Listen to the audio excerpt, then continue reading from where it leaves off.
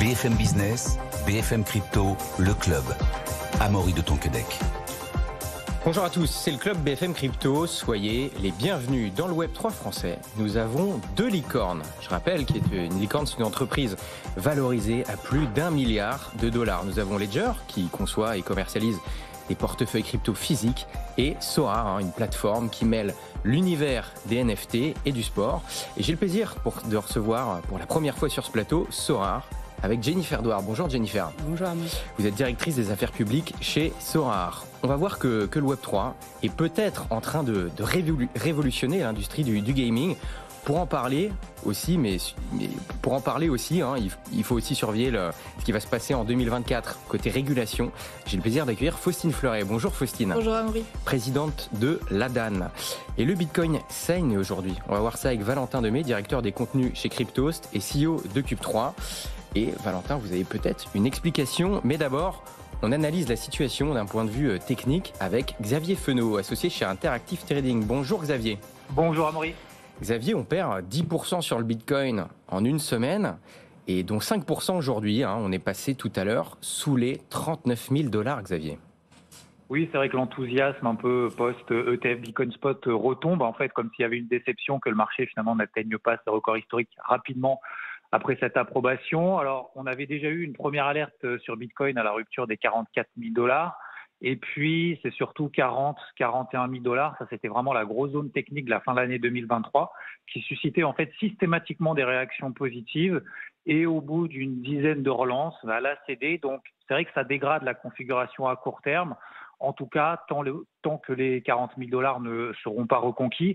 Alors maintenant, si on dézoome au-delà du fait donc, que le Bitcoin progresse encore de 70% en un an, on a les 36 000 $ comme point clé. Ça, c'est une moyenne mobile à 20 semaines, pour ceux qui font un peu d'analyse technique, qui avait déjà en fait relancé la dynamique haussière en 2023, après 2 longues phases de consolidation qui avaient duré entre 2 et 3 mois.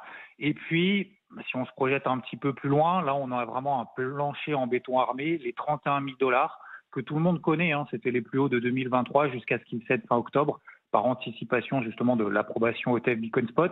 Donc, il y a la tendance de fond qui est largement haussière et qui est bien en place, même si c'est vrai qu'à court terme, on a une petite pression vendeuse, vous l'avez dit, qui s'installe depuis quelques jours, qui pourrait d'ailleurs même laisser place, pourquoi pas. Alors attention, je ne suis pas là dans une prédiction, mais c'est plutôt une hypothèse de travail, il faut savoir être prêt à tout. Laisser place, pourquoi pas, à une petite panique de liquidation de positions trop exposées, ce qu'on peut appeler techniquement un spike, ce qui serait finalement l'occasion de faire ces soldes un peu et rentrer sur le marché à bon compte.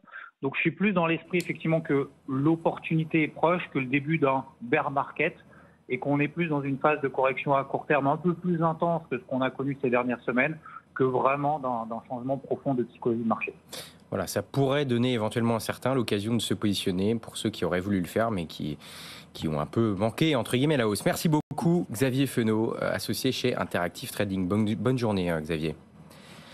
Et Valentin, on voit que cette baisse, un petit peu éclair aujourd'hui, mais qui dure depuis quelques jours, en réalité depuis l'adoption des ETF Bitcoin Spot aux États-Unis, pourrait être due potentiellement aux ventes de GBTC, de FTX. Est-ce que vous pouvez nous faire une petite mise en contexte, nous réexpliquer pourquoi le GBTC se vend et le rapport avec FTX ?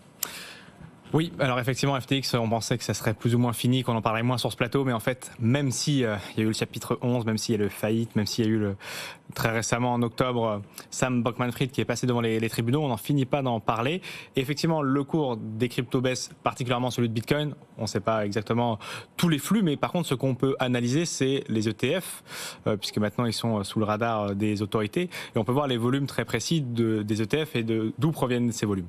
Et si on regarde un petit peu plus près, effectivement, rappelez-vous, Amaury, on avait ce GBTC qui a été transformé, donc le BTC de Grayscale qui a été transformé donc en ETF, et on a la grande partie des volumes de vente viennent de cet ETF fraîchement donc transformé.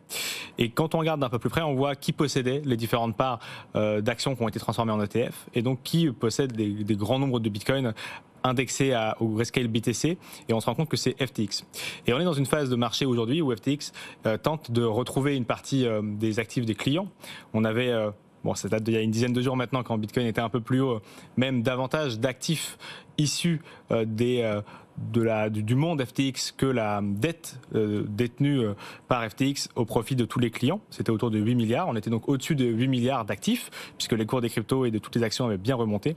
Et donc, comme on est dans cette phase où il faut commencer à faire les comptes, eh bien, les actions, les différents actifs de FTX sont mis à la vente. C'est le cas de ce GBTC, en tout cas de sa nouvelle formule version ETF. Donc c'est 1 milliard, c'est la moitié du volume qui a été vendu de cet ETF-là et qui serait donc issu de FTX pour rembourser les clients lésés lors de la faillite de l'année 2022 maintenant. Ce que vous dites, c'est que FTX profiterait de cette hausse de marché, qui a priori n'est que temporaire, pour reprendre un peu de liquidité via le GBTC. Ça pourrait expliquer en partie la baisse du Bitcoin depuis quelques jours, en particulier aujourd'hui. Tout de suite, on retourne en France et on va parler, du coup, je le disais tout à l'heure, d'une de nos deux licornes, Sorare, avec vous, Jennifer Douar. On peut peut-être rappeler, pour ceux qui ne connaîtraient pas Sorare, ce que c'est. C'est quoi? On collectionne des cartes de joueurs en espérant remporter des cryptos. C'est quoi? C'est un peu comme Mon Petit Gazon, pour ceux qui connaissent. Mais chez Sorare, ça se passe sur la blockchain, en particulier la blockchain Ethereum. Merci Amaury. Je crois que Sorare, avant tout, c'est une ambition, devenir le leader du divertissement sportif en ayant recours à une innovation technologique qu'est la blockchain. C'est une proposition de valeur qui a été proposée par deux fans de sport, Nicolas Julia et Adrien Montfort, aux fans de sport.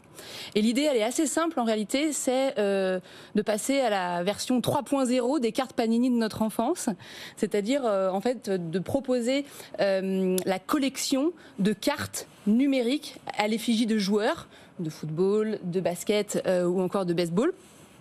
La capacité de collectionner ces objets numériques, d'en détenir la propriété. Je reviendrai sur cet élément distinctif clé. Ça, c'est la première proposition de valeur. Et la seconde, c'est à partir du moment où je détiens ces cartes, je peux également jouer avec dans un jeu qui est proposé en ligne par Sorare, qui consiste en fait à aligner une équipe de 5 joueurs.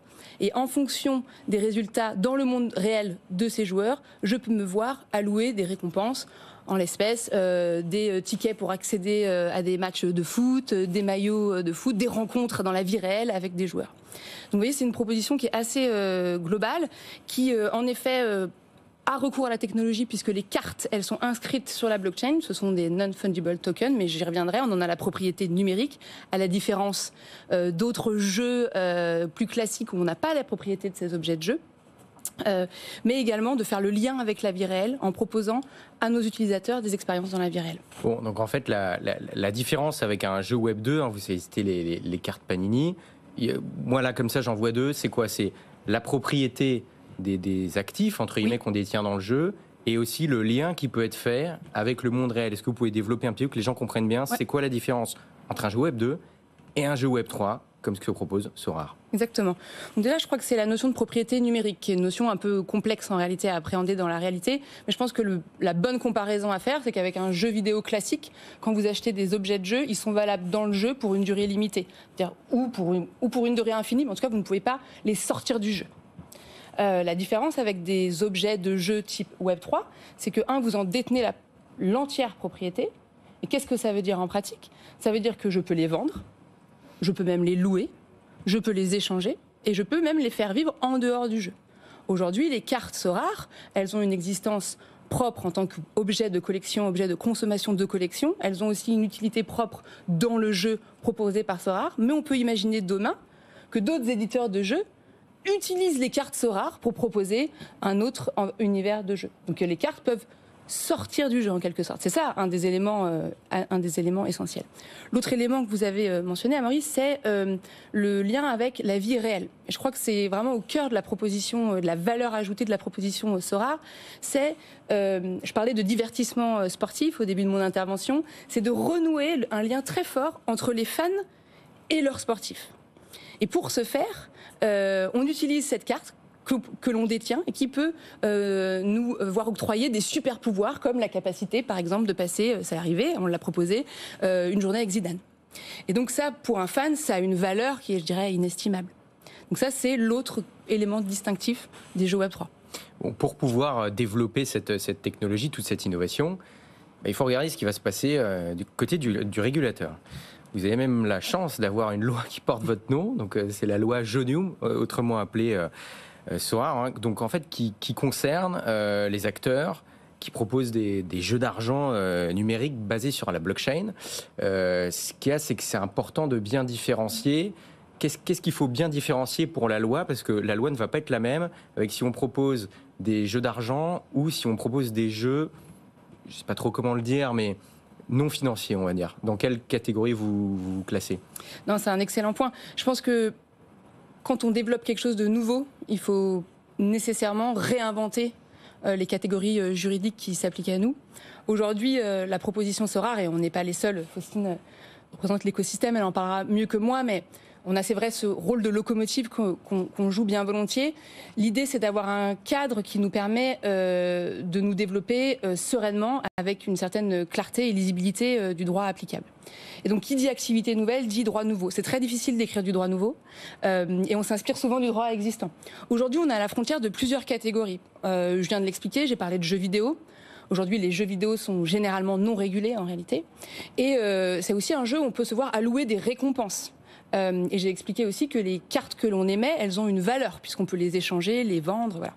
Et donc, ces éléments-là ont en effet titillé quelque part à un moment les régulateurs et les législateurs en disant mais il se passe quelque chose. Il y a un transfert de valeur au sein du jeu. Voilà, et surtout la nécessité ultime de protéger l'utilisateur et le consommateur, ce qui est aussi au cœur, bien sûr, des préoccupations de SORAR. Et donc on se retrouve à la frontière, on a parlé de jeux vidéo, on a parlé aussi de jeux d'argent et de hasard, parce qu'on comprend bien certains éléments avec lesquels on peut faire un parallèle, et puis aussi toute l'industrie crypto qui est aujourd'hui visée par un type de réglementation en France et puis demain au niveau européen.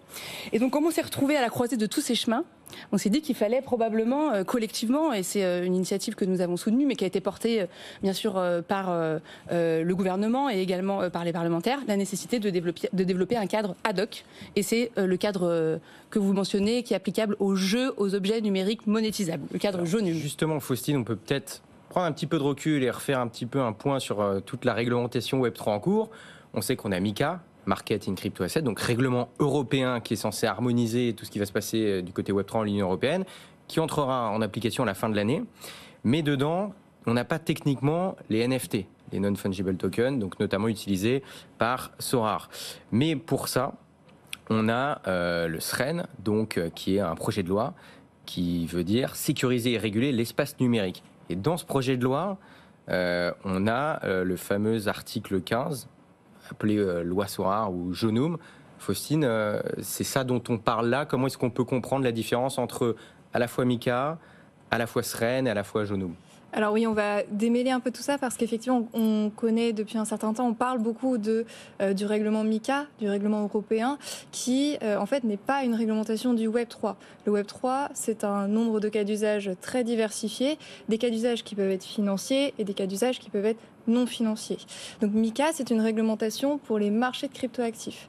Donc pour les marchés primaires et les marchés secondaires de cryptoactifs, voilà, des services comme la conservation, comme l'échange. Et effectivement, l'Europe s'est inspirée de ce qu'a fait la France il y a déjà plusieurs années avec notre réglementation des PSAN, des prestataires de services sur actifs numériques, pour faire cette réglementation européenne qui, comme vous l'avez dit, entre en application à la fin de l'année.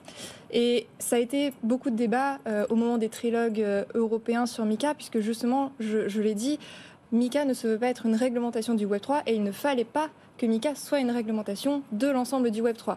Et donc, par exemple, la finance décentralisée, ce n'était pas un vecteur adapté, tout comme les nouveaux usages qui impliquaient des NFT, des jetons non fongibles. Donc effectivement, ce qui a été la bonne approche que l'UE a finalement adoptée, c'est que tous les NFT, toutes les activités sur NFT ne sont pas forcément couvertes par cette réglementation européenne MiCA. Parce que pareil, derrière les NFT, il y a des jeux, mais pas uniquement. Il peut y avoir de l'art, il peut y avoir beaucoup d'autres beaucoup d'autres activités. Donc il y a une analyse plus granulaire à faire. Donc MiCA, qui entre en application demain, c'est une réglementation des marchés. Je disais que MiCA s'est inspiré de la réglementation française.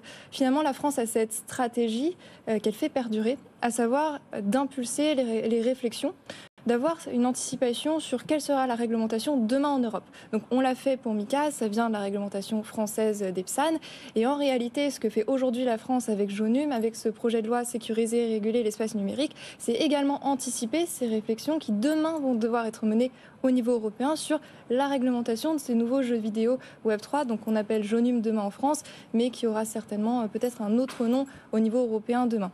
Donc c'est très important. Les réglementations finalement qui vont demain impacter le Web3, elles vont être nombreuses. On en connaît quelques-unes très bien. MiCA en est un très bon exemple. On a déjà pu parler des initiatives qu'il y a sur la finance décentralisée, de la révision de la lutte contre le blanchiment et le financement du terrorisme qui va impliquer le Web3, mais il y a aussi beaucoup d'autres pièces finalement de cette réglementation qui manque, que l'on doit encore bâtir. Et dans cette construction, la France se veut précurseur et se veut moteur au niveau européen. Si on veut favoriser intelligemment le développement notamment de licornes comme Sorare, donc du gaming Web3, est-ce que les propositions qui sont actuellement inscrites dans Jonum vont dans le bon sens? Est-ce que du côté de la DAN et du côté de Sorare, vous êtes satisfait pour l'instant par ce qui est proposé par le régulateur?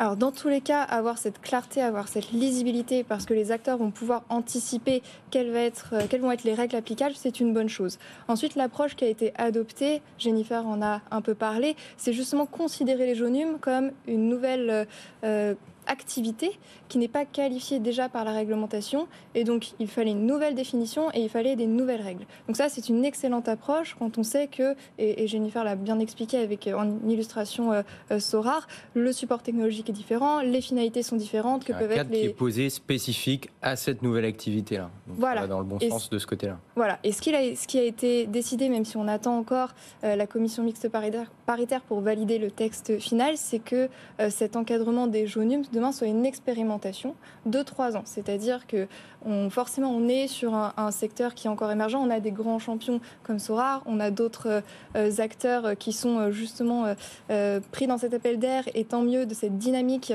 Les jeux vidéo, même Web 2, les jeux vidéo en général, c'est une économie extrêmement dynamique. En France, c'est 5 milliards de chiffre d'affaires, c'est 18 000 emplois, et c'est ce que le Web 3 va permettre de perdurer, ce positionnement finalement très compétitif de la France en la matière. Et pourquoi je dis ça?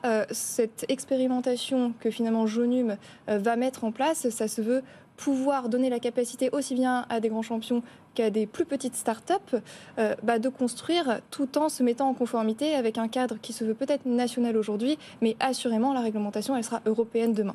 Jennifer, est-ce que ce que propose Jonum, autrement dit loi Sorare, pour l'instant, on attend que la commission mixte paritaire dans les semaines à venir se positionne sur le texte final, mais pour l'instant, ce qui est proposé, est-ce que ça va dans le bon sens pour vous? Déjà, c'est vrai que les travaux sont en cours. Donc, je crois qu'on doit faire preuve d'une extrême prudence et laisser les parlementaires faire leur travail. Ça, c'est central. Bien sûr, on a eu à cœur, et avec la DAN, et c'est la raison aussi pour laquelle Sorare a rejoint la DAN en tant que membre actif, d'essayer de travailler de concert avec les parties prenantes. C'est très important. Et d'apporter aussi une bonne compréhension du marché. Ça, c'est peut-être le point liminaire.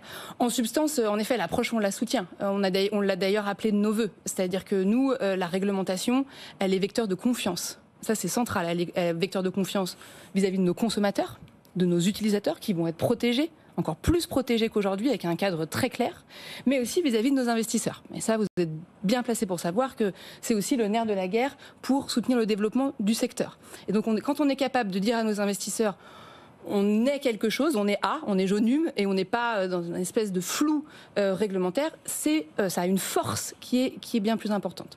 Donc ça c'est central. Après, bien sûr, le diable est dans les détails. Et donc il est central d'avoir quelque chose qui soit proportionné dans le cadre Jonum. Je crois qu'on y arrive, avec une définition qui soit claire et des exigences qui soient robustes, mais adapté. Et quand je dis robuste, le cadre qui est aujourd'hui posé dans le projet de loi tel que sorti de l'Assemblée nationale, il est extrêmement lourd. Nous le soutenons, puisqu'encore une fois, il est vecteur de confiance. Extrêmement lourd, à plusieurs titres, mais encore une fois, c'est légitime. Protection des mineurs, protection contre les addictions au jeu, et après tout le dispositif en matière de lutte anti-blanchiment et de lutte contre le financement du terrorisme. Ces mesures-là, elles sont clés, elles doivent être mises en place, mais encore une fois, sans pour autant brider le développement du secteur. C'est la raison pour laquelle le secteur doit être bien délimité dans la loi. C'est toute la subtilité de la réglementation. Valentin Demey, vous êtes aussi CEO de Cube3 à Angers, qui est le plus gros incubateur Web3 d'Europe. Vous avez aussi dans les entreprises incubées des acteurs ou alors des futurs acteurs du gaming Web3. Comment est-ce que vous voyez, comment est-ce que les startups incubées chez vous voient cette réglementation aujourd'hui? Un peu la même question qu'à Jennifer et Faustine. Je savais qu'il fallait qu'à un moment donné je rattrape la balle au vol. Ce moment est arrivé, mais ça dénote, j'ai l'impression qu'il s'est passé des années depuis le discours d'Alexandre Sachenko à la place de Faustine, vous vous rappelez, où on était tellement loin dans la France, on était tellement à la ramasse, et au final on se rend compte qu'il y a quand même quelques belles boîtes et qu'il y a quand même quelques belles choses intéressantes. Ce qui concerne Cube3, effectivement, il y a des entreprises qui travaillent dans le secteur des NFT, les entreprises même, et vous en avez touché un mot sur la manière dont c'est fait, Jennifer, qui font de la location de NFT. Et c'est toujours la même problématique, même si c'est celle qu'on a sur l'ensemble du secteur et qu'on l'ADAN défend, qu'on défend avec le conseil d'administration, qu'on défend sur ce plateau, mais c'est la grande chimère de savoir est-ce qu'il faut protéger le consommateur ou est-ce qu'il faut laisser faire l'innovation et l'eau et le feu, où est-ce que s'arrête cette frontière. A priori, on essaye de plus en plus de trouver le juste milieu. Il faut, et je ne vais pas faire le même discours que Jennifer, parce qu'il a très bien été fait, avoir cette manière de catégoriser ces actifs-là. Ça a été une problématique longtemps pour les actifs numériques. C'était l'une des plus grosses attaques des détracteurs. Maintenant, c'est résolu avec le PSAN. Ça sera résolu demain avec Mika. Ça sera résolu aussi avec les NFT. Et rappeler aux gens que les NFT, c'est pas que les images de singes sur les plateformes de trading. John Karp en parlait très bien hier. C'est tout un écosystème, c'est tout un sous-jacent technologique. Et puisqu'il est novateur, il faut donc être en capacité de l'encadrer de la meilleure manière que ce soit. Je connais pas les règles très très précises du texte. Je sais que Faustine le guette particulièrement bien, mais a priori, on se dirige vers la bonne direction. En tout cas, ça a l'air. En tout cas, le fait qu'il y ait un cadre spécifique qui soit créé va dans le bon sens, parce que ça veut dire qu'on essaie de s'adapter à chaque cas de business pour que la réglementation puisse répondre à la fois aux besoins des acteurs et à la protection des consommateurs ou clients. Jennifer, c'est quoi les objectifs de Sorar cette année ou les actualités au-delà de la réglementation? Je ne sais pas si vous aviez souvent en début d'année, on se dit bon, c'est quoi vos bonnes résolutions? C'est quoi vos projets cette année chez Sorar? Non, on en a. Je crois qu'on a une feuille de route qui est extrêmement claire et extrêmement précise, qui a été détaillée par notre CEO Nicolas Julia. Priorité numéro 1, c'est démocratisation de notre produit et développement de notre produit. Et qu'est-ce que ça veut dire? On a lancé un nouveau mode de jeu qui s'appelle Rivals au tout début de l'année. C'est un mode de jeu qui vous permet en fait de challenger en amont d'une compétition sportive vos amis via l'appli Sorar en composant une équipe. On parle de quel sport là? C'est essentiellement le football. Donc c'est quoi? C'est football? Nous, on a le football. Baseball et basketball. Exactement. Et là, ce produit-là, Rivals, on se concentre. Là, en l'espèce, le cas que j'ai en tête, c'est sur les compétitions de football. Mais l'idée, en fait, c'est d'avoir un produit qui est beaucoup plus interactif et qui vous permet d'échanger en temps réel, encore une fois, avec vos copains le soir sur un canapé en regardant un match de foot. Donc ça, ça traduit une volonté vraiment de démocratiser le produit. Les jeux Web3, c'est plus des produits de niche, ça doit être des produits grand public. Et pour nous, c'est un levier de croissance qui est extrêmement important. Donc démocratisation du produit et bien sûr pérennisation de nos activités, ça va de pair. La pérennisation de nos activités dans le temps sera à 5 ans. C'est à la fois tout petit puis à la fois très grand. Maintenant, on n'est plus une toute petite start-up, on est une scale-up. Et donc, pour pérenniser ces activités, il faut que le secteur se structure. Encore une fois, c'est le signe qu'on voulait envoyer en rejoignant la DAN. Pour structurer le secteur, il faut bien sûr aussi que les évolutions réglementaires aillent dans le bon sens, pas qu'au niveau français, aussi au niveau européen et au niveau américain. On est très présent aux États-Unis aussi. Notre ADN, il est éminemment international. Comme vous l'imaginez, la communauté des fans de sport, elle n'a pas de frontières. Donc c'est aussi un enjeu central et qui rejoint, je crois, aussi les priorités de la DAN. Faustine, pour la DAN cette année, des bonnes résolutions, des choses en particulier à surveiller? Quels objectifs? Alors, toujours beaucoup de choses à faire, toujours beaucoup de choses à surveiller, puisque le piège dans lequel il ne faudrait pas qu'on tombe, et notamment en France, c'est de nous reposer sur nos lauriers, parce qu'effectivement, on a déjà beaucoup fait sur la réglementation des marchés de cryptoactifs, on a inspiré Mika plutôt d'une façon positive, mais voilà, je le disais, la réglementation du Web3, c'est Mika parce que les marchés de cryptoactifs, mais ça va être tout le reste. Et sur la finance décentralisée, sur les métavers, il y a encore beaucoup de choses à faire et donc pour nous, beaucoup de choses à surveiller pour que le débat aille dans le bon sens, parce qu'on a pu le voir par exemple l'an dernier, même des faillites outre-Atlantique de gros acteurs vont impacter les débats de notre côté de l'Atlantique, avec par exemple l'enregistrement renforcé des PSAN parce qu'en réaction à FTX. Donc pour nous, c'est toujours rester dans cette position, dans cette posture de pédagogie sur qu'est-ce que le Web3 de façon générale. Ce sont des applications financières, pas que financières. Comment et pourquoi bien réguler? Pourquoi une réglementation adaptée? Pourquoi proportionnée? Parce que le secteur, c'est avant tout des nouveaux entrants qui ont besoin de se structurer, de se professionnaliser, tout en faisant face à une réglementation qui arrive quand même très vite. Le secteur se fait réguler extrêmement vite par rapport à d'autres industries bancaires et financières, où la construction de la réglementation a pris des années. Donc il faut toujours rappeler que derrière effectivement ces objectifs qui sont indispensables d'atteindre la protection de l'investisseur, de lutter contre les abus de marché, contre la criminalité financière, etc., il y a la réalité économique de cet écosystème de jeunes entrants, mais aujourd'hui et de plus en plus aussi d'institutionnels pour qui avoir des partenaires sérieux, crédibles, bien identifiés et en premier lieu en France et en Europe, c'est une brique essentielle pour pouvoir se projeter. J'ai déjà dépassé le temps, mais Valentin, quelques-uns rapidement, Cube 3, c'est quoi les objectifs cette année ? Poursuivre ce que vient de dire effectivement Faustine, être le meilleur, et j'ai l'habitude de le dire sur ce plateau, pendant 3, 4, 5 ans c'est bien, mais il faut l'être pendant 30 ans pour qu'on finisse en tête du podium. Et pour ça, effectivement, avoir une réglementation claire. On parlait tout à l'heure pour Sorare est tout devant l'achat, enfin le mouvement, donc forcément c'est eux qui prennent les premières briques de la réglementation, mais elles vont s'imposer pour les nouvelles structures que nous on accompagne.